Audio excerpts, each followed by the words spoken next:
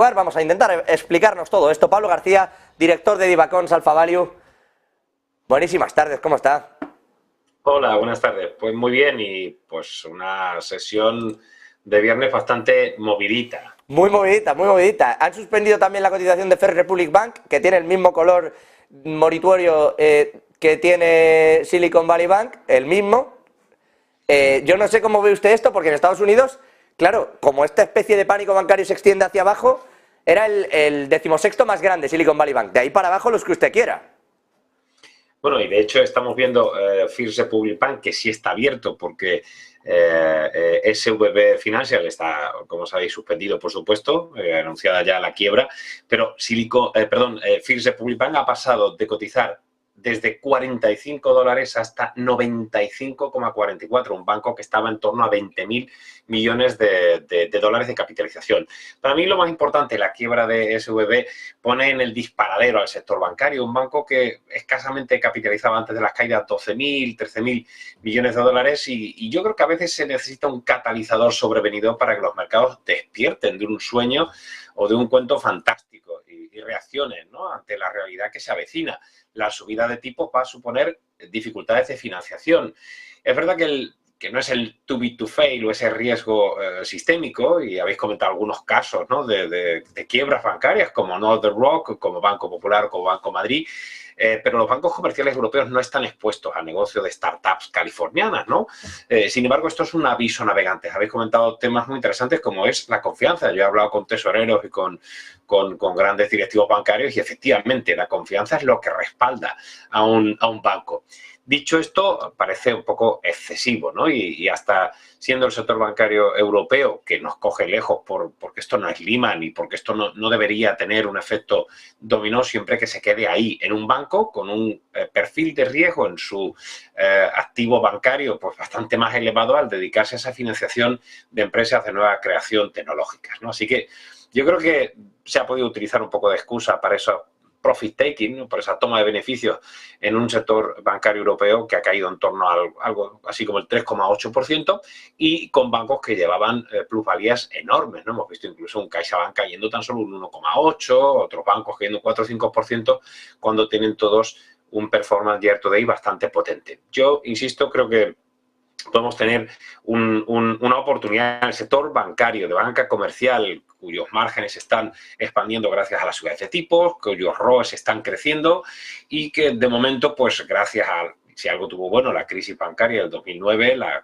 caída de Lehman y las repercusiones es que los reguladores son muy estrictos con el control y la solvencia de los bancos y fruto de ello tenemos unos ratios de solvencia muy elevados. A pesar de que la mora va a dispararse en este ciclo que va a venir de recesión, es cuestión de ponerle el cascabel al gato de cuándo va a ser. Es verdad que esta expansión de tipos va a seguir significando que los bancos comerciales que han publicado un muy buen cuarto trimestre van a seguir teniendo unos resultados bastante interesantes, van a seguir pagando los dividendos, así que yo no estaría demasiado preocupado en la banca europea. El caso, como bien habéis comentado, por supuesto, de First Republic Bank es distinto, es decir, todos los bancos que estén haciendo una operativa de este tipo, pues evidentemente, pero todo viene provocado por eso, ¿no? Porque las dificultades de financiación nos hemos acostumbrado a un easy money durante 10 años y ahora, sin embargo, los tipos subiendo, las dificultades de una recesión sobrevenida, si digamos provocada por la Fed porque tiene que bajar los niveles de inflación que multiplican por 3 el objetivo de la Fed. Así que yo creo que, bueno, insisto, un poco exagerada quizá la respuesta, pero es que estábamos viviendo en un mundo demasiado, desde mi punto de vista, optimista en el sector financiero hasta ahora. Sí, bueno, no sé si exagerada o no la respuesta. Me refiero, efectivamente, dentro de las cotizaciones de Europa hemos visto caídas mucho mayores a primera hora de la mañana que se han ido atenuando, pero que no han sido leves. Para no haber contagios no son caídas tampoco leves, las que se ha llevado el sector bancario en Europa. No son leves, pero fíjate en un detalle. A un mes vista, el sector bancario cae un 2,02%, incluso con la caída, estoy comprobando ahora el sector bancario europeo, ha caído un 3,78%. Es decir, sigue siendo uno de los sectores que mejor performan en el año, con un más 13,53%. Quiero decir que puede estar justificada una toma de beneficios un poco más agresiva debido precisamente a este entorno un poco más frágil de pérdida de confianza. Pero extrapolar un banco específico en el tejido de las startups californianas, yo creo que es demasiado excesivo. Es decir, creo que hay cortafuegos entre medio. Llevo 28 años haciendo esto, es decir, que yo he visto cómo el fuego, en el momento que sopla el viento en la buena dirección, va muy rápido. Pero si como bien habéis comentado, incluso lo ha comentado Janet Yellen, están los reguladores, está la FDIC también cerrando el banco, liquidando el banco de una forma muy, muy rápida. Ellos han vendido activos, eso provocó una depreciación de los activos en balance de 1.800 millones de dólares, o en este caso un breakdown de 1.800, muy rápido. Han intentado ampliar capital por 2,25 billones. La gente no quería poner el dinero y habéis comentado muy bien. Es decir, la gente ha querido retirar sus depósitos y eso colapsa un banco en 15 minutos. Así que esta es la realidad de un sector bancario que tiene esa fragilidad. Pero creo que, insisto, extrapolar el caso a algunos grandes bancos. Fíjate que las mayores caídas del sector bancario europeo se producen en los balances menos sólidos. Deutsche Bank, Credit Suisse. Es decir... por eso le quiero preguntar también, Pablo, perdóneme, es que hay una cierta desconfianza. Ahora miramos, si quiere, lo que está pasando con otros muchos bancos, ¿no? Hablaba de First Republic, que cae un 23, ha estado halteado, bueno, suspendida la cotización durante 15 minutos, ahora ha vuelto a abrir, sigue cayendo un 24, tiene un camino terrible por delante. Signature Bank está igual, cayendo un 20 y tantos % y así tantos, ¿no? Pero me habla usted de Deutsche Bank y de Credit Suisse. Credit Suisse se está saltando las fechas de presentación del balance de informes. Entonces, claro, confianza no genera, si me permite. Es que ha sido el regulador norteamericano que le ha dicho, quieto parado, déjame que mire bien las cuentas, incluso pasadas, porque hay algo que no me gusta. A ver, el caso de Credit Suisse es muy claro, lo hemos repetido en negocios de televisión durante mucho tiempo. Es decir, ahí el caso Greensill, entre otros, ha hecho mucho daño a la credibilidad del banco, que tiene unos outflows, unas salidas netas de activos bajo gestión enormes y que la debilidad de su balance se ha quedado demostrada. Es decir, está... recogiendo, plegando alas y volviendo al negocio de gestión de activos, sobre todo en Suiza, sobre todo en Europa. Es decir, que eso le pasó ya a UBS y le ha pasado a muchos bancos, los bancos, incluso a Credit Lyonnais en su época, que llegó a ser la mayor capitalización a nivel mundial en la banca. Es decir, hay grandes bancos que están plegando alas. El caso de Deutsche Bank es muy claro, esas ampliaciones de capital enormes que hicieron que el banco no petara. A ver, en el sistema me preocuparía si los que estamos hablando de Silicon Valley Bank llegara a pasar en un Deutsche Bank y en un Credit Suisse, y tengo operaciones importantes, hablamos de muchos millones de euros en Londres, en la que hemos pasado activos muy importantes para no estar depositados en Credit Suisse. O sea, yo entiendo que hay un cierto riesgo. Los CDS hace tan solo 4 o 5 meses se fueron por las nubes, ¿no? O sea, que cuando el río suena, agua lleva. Eso sí me preocuparía más, porque el negocio de Credit Suisse o de Deutsche Bank sí es más extrapolable a la banca europea. Aunque insisto que existen cortafuegos y que ya se intentó fusionar Credit Suisse con UBS, el Banco Nacional de Suiza estuvo mediando por medio, ¿no? para que se evitara. Pero, desde luego, el retraso de la publicación de las cuentas de Credit Suisse es un mal preámbulo para la situación financiera del banco. Eso sí sería ese fuego que decíamos que sopla en la dirección correcta o incorrecta, según se mire. Eso sí me preocuparía. De momento, creo que la banca comercial está bastante más protegida. Y creo que un credit crunch, una crisis de crédito, una crisis bancaria, a priori no está sobre la mesa, y creo que este no debería ser el detonante, ¿no? Es más, si me apuras y siendo un poco macabro, es mejor que pase en un pequeño banco californiano que financia a startups para que despertemos de este sueño que decía, de que parece que las cosas van a estar controladas, que vamos a tener un soft landing, que todo va a ser un camino pausado donde todos vamos a tener una guía para cómo protegerse de la inflación o de la subida de tipos o de la recesión. Esto no son las cremas factor 50, que uno sabe que se la pone y son pantalla total. No. Para protegernos de esto hay que proteger los balances y hay que, como bien habéis comentado en el programa, lo que he escuchado, hacer que el regulador vigile. Es verdad que vigila el too big to fail, muy conocido, ¿no? Los grandes bancos que en Estados Unidos, incluso entidades como Santander, están vigiladas en sus filiales norteamericanas, sobre todo Santander Consumer, y que en Europa también lo hacemos de una forma recurrente. Pero bueno, llegamos hasta donde llegamos. Es decir, la gran banca sí está más o menos vigilada. Lo que pasa es que, bueno, pues eso no significa que seamos infalibles, ¿no? Se quiere evitar un riesgo sistémico, pero es verdad que esta hilera de arbolitos se va a quemar entera como sigan así, si me permite, Pablo. Mirando a todo esto, Credit Suisse me dice, no, eso sí sería preocupante, pero no va a pasar. Bueno, que presente los informes rapidito, a ver si nos vamos a ver.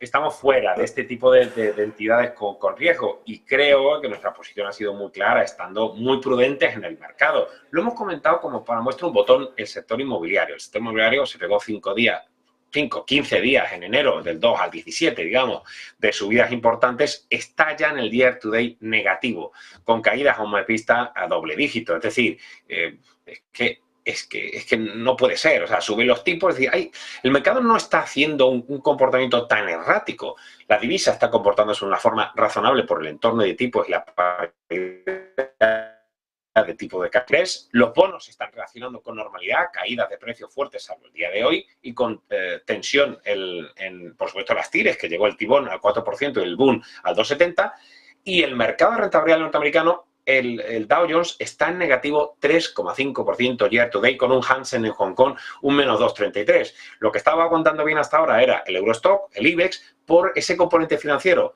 Si los bancos caen, Europa, el Eurostock, va a sufrir con muchísima fuerza. Y una cosa importante, estos índices no reflejan la situación de las economías. Es decir, el IBEX no refleja la situación de la economía española, por mucho que Calviño lo pretenda, y tampoco el Eurostock de Europa. Vamos a entrar en recesión, Alemania va a entrar en recesión, Estados Unidos también, los quieran o no, algunos lo están provocando con esas subidas de tipos necesarias para evitar que la inflación nos siga comiendo y nos hagan mucho más débiles desde el punto de vista de la eficiencia, desde el punto de vista de la competitividad. Así que todo pinta pues que tenemos un coche y empezamos a tener pues que los neumáticos se nos están gastando, empieza a hacerse de noche, empezamos a estar cansados y empieza a llover. La posibilidad de tener un accidente, como no paremos a descansar, pues va a ser importante. Y lo malo es que el mecánico no vigile bien las piezas, que es lo que está pasando también con algunos reguladores, si me permite, con su misma metáfora. Sí. Javier del Valle, mirando algunas de esas cotizaciones y preguntando a Pablo García.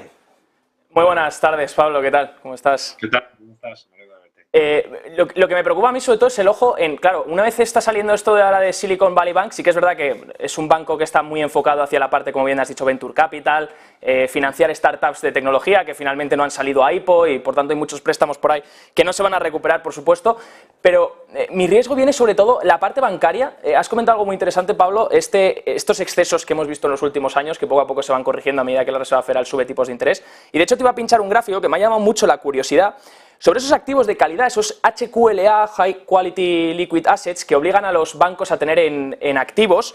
Y claro, me preocupa las pérdidas acumuladas que todavía no se reflejan en las cuentas de resultados que llevan acumuladas estos bancos tras las subidas de tipos de interés. Me da miedo que esos activos dejen de ser de calidad debido a la pérdida de valor que están teniendo, ¿no? ¿Hay algo que debamos fijarnos de esto sobre todos esos bonos que llevan acumulados, tanto bonos del Tesoro como también hipotecarios, que los cogieron a unos tipos ridículos y que ahora mismo con la subida que hemos tenido no valen absolutamente nada? ¿Cómo lo ves, Pablo? ¿Puede ser un riesgo para el sector bancario? Muy interesante, como de costumbre, tus comentarios. Hay algo muy relevante y es el mark to market, la valoración de carteras de bonos, hace que tengamos que aflorar pérdidas o llevarlo el breakdown o el break-off rápidamente a pérdidas. Si lo que hacemos es tener unas valoraciones que no son reales, que no son a precios de mercado, lo que tenemos es un balance que está desvirtuado, que está inflado. Eso es muy posible, sobre todo, ya sabemos todos que con subida de tipos, el factor de actualización hace que las valoraciones sean obviamente peores, obviamente más bajas. Es decir, podemos tener balances bancarios y no bancarios de muchas otras compañías que tengan una debilidad que todavía el mercado no ha visto.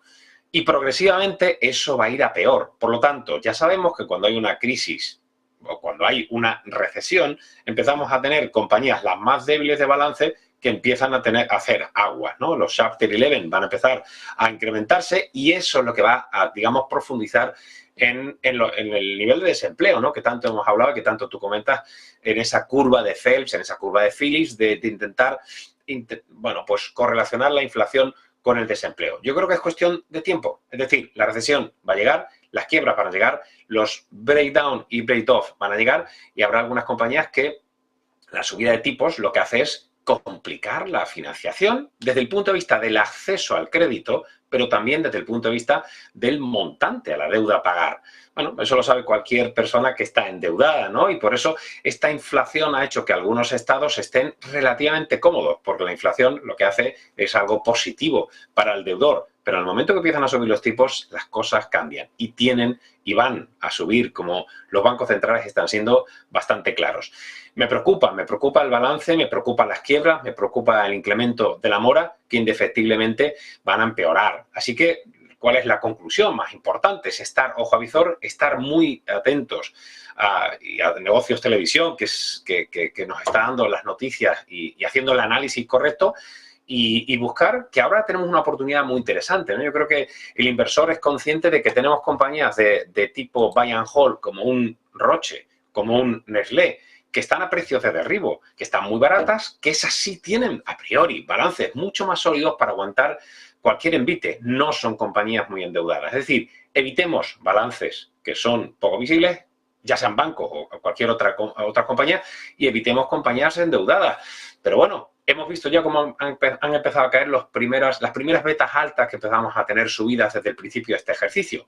Que no, en diciembre, que tuvimos caídas importantes. Esto Real Estate subió pues eso, un 15% cuando había caído un 38% el año pasado y ya está en negativo. Los siguientes en caer, consumo cíclico. Es decir, los autos lo han hecho muy bien, pero si el dinero flojea y los tipos suben y la financiación se encarece y se hace más complicado, los bancos solo prestan dinero a quien no lo necesita, no lo olviden nunca, o al que tiene, o al que sabe que tiene que pagarles, que habitualmente no lo necesita.